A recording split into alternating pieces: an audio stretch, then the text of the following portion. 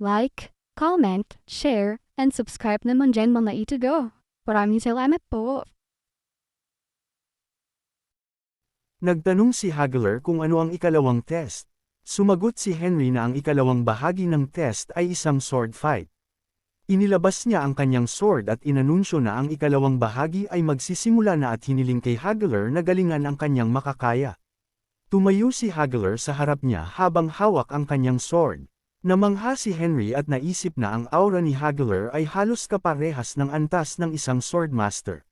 Sinabi niya na ibibigay niya kay Hagler ang unang tira. Nagsimulang umatake si Hagler kay Henry na hinarangan ang kanyang sword. Ginamit ni Hagler ang lahat ng kanyang lakas, ngunit si Henry, habang humaharang, ay naisip na si Hagler ay mas mahusay kaysa kay Hugo at may bigat sa likod ng sword ng lalaking ito. Sinabi pagkatapos ni Henry na oras na niya para umatake. Inatake niya si Hagler, na umiwas, ngunit nabali ang kanyang sword. Si Hagler, na nadismaya, ay naupo sa lupa habang humihikbi at sinabing ang kanyang huling pag-asa ay nabigo. Sinabi sa kanya ni Henry na nakapasa siya at dapat magtrabaho kasama niya. Idinaragdag na hindi na niya kailangang gawin ang ikatlong bahagi ng test. Nagulat si Hagler at nagtanong kung seryoso ba siya. Sinabi ni Henry na hindi kailangang magulat at ipinaliwanag na ang ikatlong bahagi ay isa lamang basic interview. Pero tila hindi na kailangan ni Hagler ang alinman doon. Tinanong niya si Hagler kung may pamilya ba siyang binubuhay. Kinumpirma ni Hagler na mayroon siyang asawa at anak na babae. Tiniyak sa kanya ni Henry na maaari niyang ipagkatiwala ang kanyang pamilya sa kanila at sinalubong siya sa team, sinasabihan siyang maaari na siyang mag-relax ngayon. Nagpahayag ng kuryosidad si Henry kung bakit ang isang taong kasing husay ni Hagler ay namumuhay bilang isang runaway. Nagtanong si Hagler kung paano niya nalaman iyon at sinabi ni Henry na halata naman kapag ang isang tao ay ganito katalentado pero kailangang mag-alaga ng pamilya sa ganitong lugar.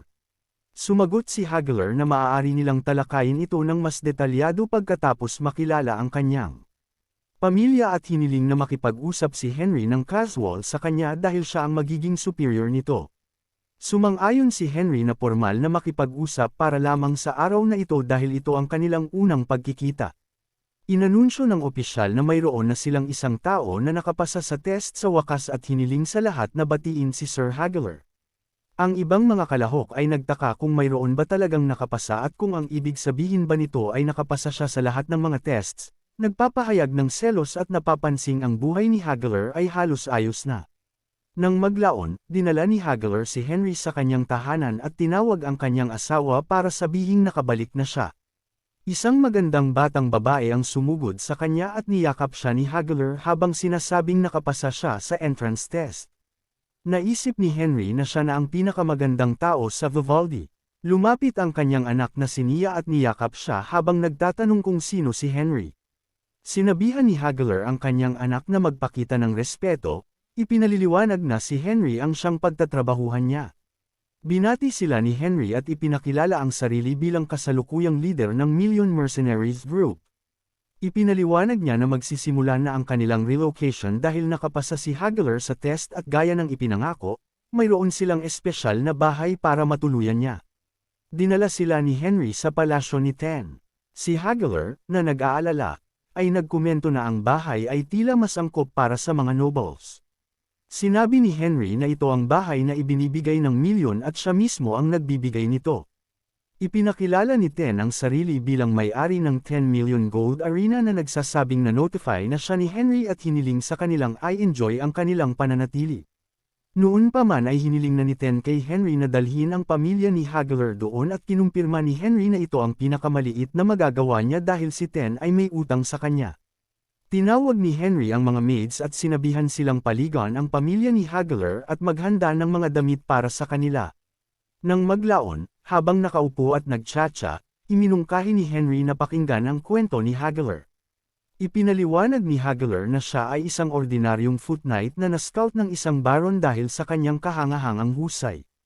Dahil ang asawa niyang si Sans ay isang magandang babae, sinubukan siyang akitin ng baron na naging sanhi upang halos mapatay ni Hagler ang baron at iyon ang dahilan kung bakit sila kasalukuyang nagtatago. Sinabi ni Hagler na dahil siya ay tumatakas, hindi maraming lugar ang tumatanggap sa kanya, at nang marinig niya ang tungkol sa mercenary group, naisip niyang ito na ang huli niyang pagkakataon. Binanggit ni Henry na ang pagsugat sa isang noble ay isang seryosong kasalanan. Inamin ito ni Hageler, ngunit ipinaliwanag na hindi niya napigilan ang kanyang sarili. Nagtanong si Henry kung hindi ba siya natakot sa magiging bunga nito. Sinabi ni Hageler na siya mismo ay hindi natatakot, ngunit natatakot siya para sa buhay ng kanyang pamilya. Napagtanto ni Henry na ang pamilya ang pinakamalaking kahinaan ng isang lalaki at nagtanong kung bakit umabot sa ganoon si Hageler. Inamin ni Hageler na iyon ang unang pagkakataon sa kanyang buhay na nakaramdam siya ng ganoong galit at nang hindi sinasadya, ay napasobra siya. Nagkomento si Henry na kung siya ang nasa sitwasyon ni Hageler, malamang ay pinatay na niya ang Baron. Pero nagawa ni Hageler na kontrolin ang sarili at nauwi lang sa pagkabali ng ilang buto. Tiniyak sa kanya ni Henry na dahil nangako siyang magbibigay ng kaligtasan para kay Hageler at sa kanyang pamilya, tutuparin niya ang kanyang salita. Ipinakita niya kay Hageler ang kanyang identity card at sinabing hindi kailangang mag-alala dahil isa rin siyang noble. Nagtanong si Hageler kung si Henry ba ay isang count lamang at hindi isang baron. Sumagot si Henry na siya na ang bahala sa sitwasyon ng mag-isa. Kaya hindi na kailangang makialam ni Hageler. Sinabihan pagkatapos ni Henry si Ten na mag-focus sa pag-aalaga sa pamilya ni Hageler habang wala siya sa Ankleman. Idinaragdag na may mga 10 araw pang natitira para sa kanyang test at maaaring mag-relax muna si Ten ng kaunti. Binigyan niya si Hageler ng ilang barya, kinikilala na dumaan ito sa mahirap na buhay at sinabihang I enjoy ang oras kasama ang kanyang pamilya. Nang maglaon, habang nakasakay sa kabayo at tinitingnan ng mapa, bumulong si Henry na may mga 2 maliliit na thieves sa daan patungong Ankleman. Ngunit nagpasya siyang hindi na kailangang bisitahin ang mga lugar na iyon at dapat na lamang maghanap ng mga kayamanan sa paligid ng mga rehiyon, habang itinuturo ang isang bahagi sa mapa. Napansin niya na itinago niya ang wisp earring artifact doon, isang earring na kayang makipag-usap sa mga hayop at naisip na magugustuhan ito ng anak ni Hageler na si Nia. Naisip niya na natural lamang sa mga magulang na alagaan ng mabuti ang kanilang mga anak at nagpasyang dapat niyang gawin ang lahat para kay Nia rin. Naabot ni Henry ang malapit sa Wisp Earring Lake at napansin sa mapa na dapat ay narito ito sa paligid. Sinabihan niya si Jade na bilisan ang takbo at tumalon sa bangin. Gamit ang Featherfall Magic, ligtas siyang lumapag sa lupa at pinasalamatan si Jade, iniisip na ang isang magandang steed ay talagang nagpapadali sa paglalakbay. Pagdating sa lawa, binanggit niya na naging mas maganda ito kaysa sa inaasahan niya at napansin na ang kalidad ng mana ay mas mataas kaysa noon. Nakahanap siya ng lugar at nagpas siyang mag-replenish ng kanyang mana doon, iniisip na parang bumalik siya sa kanyang bayan. Sa hapon, matapos ang kanyang replenishment, naobserbahan niya na ang lugar ay may mas maraming mana kaysa sa inaasahan niya. Nakatayo sa harap ng lawa, gumamit siya ng reverse gravity magic, na naging sanhi ng pagtaas ng tubig sa hangin. Napansin niya ang isang guardian at nagkomento na itinago ito ni Silver ng malalim. Umaasang napangalagaan itong mabuti ng Wisp Earring Lake. Gamit ang return magic, natunaw ang guardian at lumitaw ang isang kahon. Hinablot ni Henry ang kahon at tinapos ang gravitational magic sa isang pitik ng kanyang mga daliri, hinahayaang bumalik ang tubig sa lawa. Naisip niya na nakakapanibago ang gumamit ng magic ng malaya. Sa pagbubukas ng kahoy na kahon, nahanap niya ang mga earrings at isinuot ang mga ito. Ang mga earrings, na kilala bilang whispers, ay nagpapahintulot ng pakikipag-usap sa mga halaman at hayop. Narinig niya ang mga boses ng mga halaman na nagtatanong kung bakit ang isang tao ay gumagawa ng eksena sa kanilang lugar. Nagpahayag sila ng pag-aalala, sinasabing dapat silang magmadali para mapaalis siya at umaasang hindi siya nandoon para sa maling dahilan. Nagtaka si Henry kung mayroon bang bagay na dapat protektahan, at narinig silang iginigiit na ang itlog ni Master Elragon ay hindi dapat kailanman mabunyag. Napagtanto niya na si Elragon ay isang bihirang dragon spirit na itinuturing na isa sa mga nangungunang water spirits na ang mga inapo, bagaman naiwan, ay hindi protektadong mabuti. Naisip ni Henry na bagaman napunta siya para kumuha ng laruan, nakatuklas siya ng isang bagay na mahalaga. Nagpasya siyang kunin ang itlog, napapansing wala siyang maramdamang anumang Elragon sa malapit. Nagpahayag ng pag-aalala ang mga halaman, hinalang balak niyang kunin ang itlog at nag-isip na may pinupuntirya siya sa ilalim ng lawa. Bumulong si Henry na nagsisimula ng sumakit ang kanyang ulo sa pakikinig sa mga bato at lahat ng mga halaman na nagsasalita ng kung ano-ano. Kaya, nagpasya siyang baguhin ang kanyang plano. Inutusan niya si Clever na ilabas ang chest at habang lumilitaw ito, kinuha niya ang kanyang fire sword. Naisip niya na dahil ang apoy ay bihirang makita sa lugar na ito, magugulat sila. Nag-react ang mga halaman, nagtatanong kung bakit niya ginagawa iyon ng biglaan at nag-aalala na kung magsisimula siya ng apoy, sila at maging ang itlog ni Master Elragon ay maaaring masunog. Napagtanto nila na ang itlog ay nakabaon sa ilalim ng isang ash tree at nagmungkahi na ilipat ang buong puno. Ngumiti si Henry, iniisip na madali niyang makikilala ang isang ash tree at gumamit ng light magic upang mahanap ito. Sa kalaunan, nahanap niya ang ash tree. Iginigiit ng mga halaman na dapat nang umalis si Henry. Pinasalamatan niya sila sa pagpapatunay ng lokasyon at gumamit ng magic upang itabi ang tubig mula sa puno. Pagkakita sa itlog, hinablot niya ito habang nagkakagulo ang mga halaman. Tinanggal niya ang earring, bumubulong tungkol sa kung gaano sila kaingay at ibinalik ang katahimikan sa lawa, pinipitik ang kanyang mga daliri upang ibalik ang tubig sa lugar nito.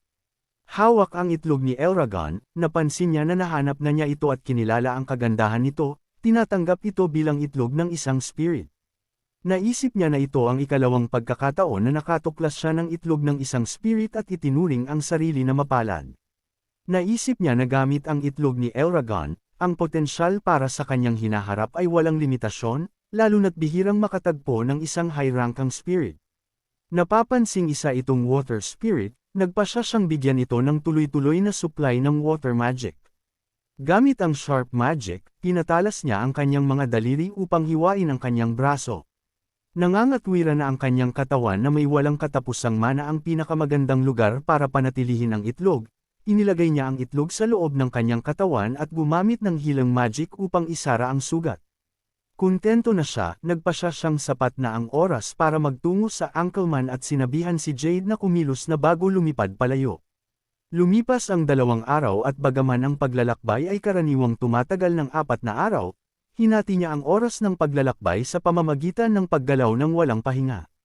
Pagkarating sa Harbor City ng Ankleman, ipinakita niya ang kanyang identity card sa mga guards na sumaludo sa kanya at nagpahayag ng respeto, sinalubong siya sa lungsod. Pagkakita sa karagatan, binanggit niya ang maalat na hangin at naalala kung paano siya bumibisita sa Ankleman para sa pagbabago ng paligid. Nararamdaman na ang hangin ay nagdadala ng kapayapaan sa kanyang isipan. Hiniling ni Clever na makita ang karagatan, binabanggit na hindi pa niya ito nakikita noon. Pinayagan siya ni Henry at lumabas si Clever upang i-enjoy ang tanawin. Napansin ni Henry na ito ang unang pagkakataon ni Clever na makakita ng dagat, at inihambing ito ni Clever sa isang bagay na katulad sa Demon Realm, bagaman ang tubig doon ay kulay itim. Naintindihan ni Henry kung bakit siya namangha. Nagtanong pagkatapos si Clever kung si Van ay nasa Ankleman, at nahulaan ni Henry na nagtatago ito. Napapansing si Van ay sobrang patriotic, kaya naman handa itong hiwain ang ulo ng kanyang hari. Bago ang unification, ang Ankleman ay isang maliit na kaharian na may limitadong awtoridad. Nang atasan si Henry na mamuno ng hukbo doon, nagpasya siyang makipagnegosasyon sa hari upang mapasuko ang Ankleman ng mapayapa dahil kulang ito sa manpower. Gayunpaman, ang hari ng Ankleman, dahil sa pagiging mapagmataas na tao, ay tinanggihan ng alok ni Henry at sinabing hindi niya kailanman ititiklop ang kanyang mga tuhod upang protektahan ang dignidad ng kanyang royal lineage. Nagtanong si Henry kung ito ba talaga ang gusto ng hari at kung balak ba niyang dalhin ang pagkawasak ng Ankleman. Matapos ito, ang ulo ng hari ay iniharap ni Van. Nang sumigaw ang opisyal ng hari bilang pagprotesta, tinayra siya ni Van at inutusan siyang manahimik. Noong panahong iyon, si Van ang tanging swordmaster sa Ankleman. Bagaman bata, kinikilala siya sa kanyang husay at hawak ang posisyon ng deputy commander ng hukbo. Idineklara niya sa hukbo na wala nang humahawak ng mas mataas na posisyon kaysa sa kanya ngayon at hinamon ang sinumang hindi nasisiyahan na bumunot ng kanilang mga swords. Sa insidenteng ito, si Van ang naging pinakamataas na awtoridad sa loob ng kaharian ng Ankleman. Nakatayo si Van sa harap ni Henry na nagtaka kung dapat ba siyang makipagnegosasyon dito. Ipinakilala ni Van ang sarili at sinabing ang kaharian ng Ankleman ay magiging isang subject state sa imperyo. Nagpahayag si Henry ng pasasalamat sa kanyang ginawa. Idinagdag ni Van na ito ay sa ilalim ng isang kondisyon. Kung ang mga tao ng Ankleman ay magiging mga alipin sa imperyo, gagawin niya ang lahat ng kanyang makakaya upang mag-revolt at lumaban. At tinanong niya si Henry kung ano ang masasabi nito doon.